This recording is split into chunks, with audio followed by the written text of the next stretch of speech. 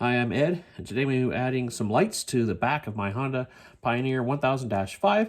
I've been on the trail a couple times for night rides, and you go to hit reverse, and you can't see anything behind your rig. So, lights on the back is going to be perfect for this setup, and I'm going to go ahead and adding that in, and then connecting it to the connector that Honda provided for a reverse beeper. So I should be able to provide that for everything we need to be able to use lights when the vehicle's in reverse.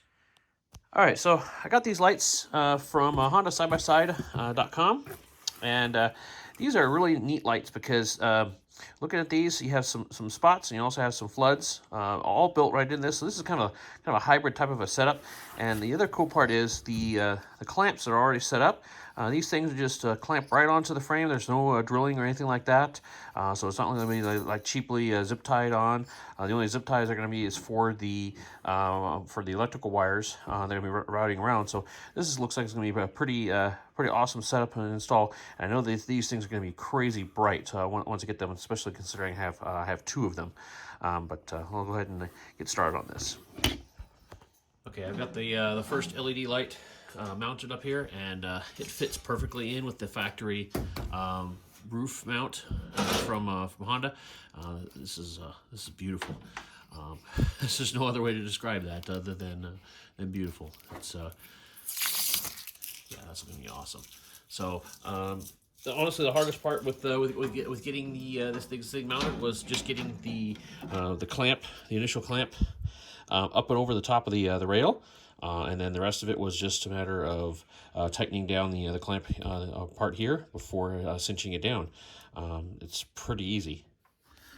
All right, so get your free-floating clamp around the bar.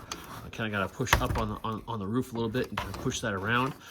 It's a little bit difficult to do, but once you get that set, and then it's just a matter of bringing it around here, and then go ahead and get this set up.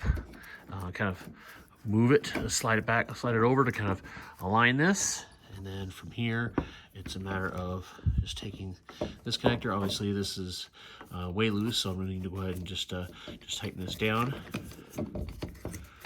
give that a couple spins, and see how that fits there. So a few more.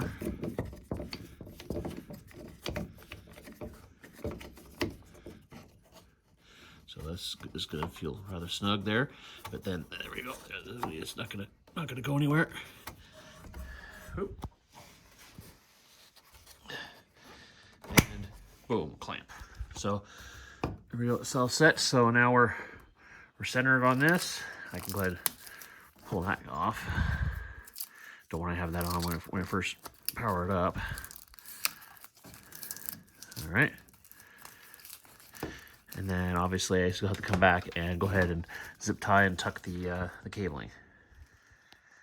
So the instructions that come with this are pretty awesome because it has a full-on diagram describing exactly where to route the cables and everything, especially what kind of connector you're looking for. It's down by the oil oil filter area. Everything is ready to go here, so I'm going to go ahead and get the wire harness and start routing this down from the top where I just installed the lights back down to where that little Honda connector is underneath.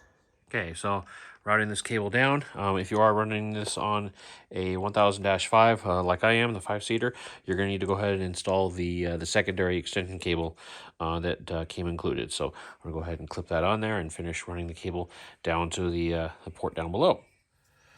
Okay, so there's all the oil filter stuff and everything. There's the connector I'm going to, just like the instructions said. So the hardest part is going to be getting up there and popping the little dust cover off of the end of the connector, and then hooking my wire up to it. So I've already got my wire ready to go. Okay, I'll be honest. That was a very difficult job, reaching up there with a small little either mini flathead screwdriver or like a pin of some kind to be able to push the little tab, while at the same time getting up there with a pair of pliers to remove the dust cap. So that's going to be the hardest part of this particular job. All right, so here are the lights. It's got some good downward spotlight, but also some good side light as well.